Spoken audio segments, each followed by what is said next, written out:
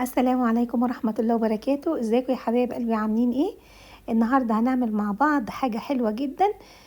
حاجة اسكندراني، الكبدة مش الكبدة بقى، القلوب والكلاوي الاسكندراني. هنعملها بطريقة سهلة وبسيطة، وعايزة كل الاسكندرانية اللي في القناة يجي يجتمعوا معايا يقولوا هما بيحبوها ولا لا.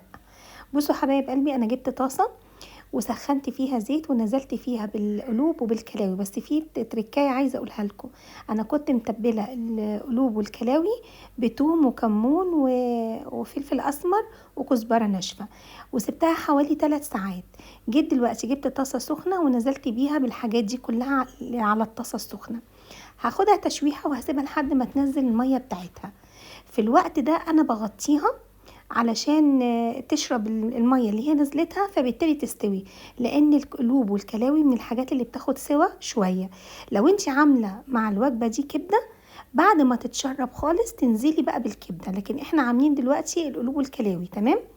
انا بصوا لما لقيتها اتشربت خالص، وهي طبعا فيها، انتوا عارفين ان القلوب بتبقى دسمة هي، والكلاوي فيها نسبة دهون، فبيبقى فيه نسبة دهن شوية، فحطيت حب الزيت ونزلت بالفلفل الأخضر. لو انتي بتحبي الحاجة حراقة انزلي بفلفل أخضر حراق، بتحبي حاجة بس كشكل فيه فلفل اللي هو الألوانات ده ممكن تحطيه. تمام يا حبايبي. ونزلت بتوم، ونزلت بالبهارات اللي هي برضو كمون وكزبرة وشطة وفلفل أسمر. الحاجات دي من الحاجات اللي هي بتحب التتبيلة، وحطيت معلقة خل برضو. ودلوقتي لما قفلت عليها نزلت عليها بعصير الليمون، وعملتها في سندوتشات. اتمنى ان انتوا تجربوها، وان شاء الله بالهنا والشفا، والسلام عليكم ورحمة الله وبركاته.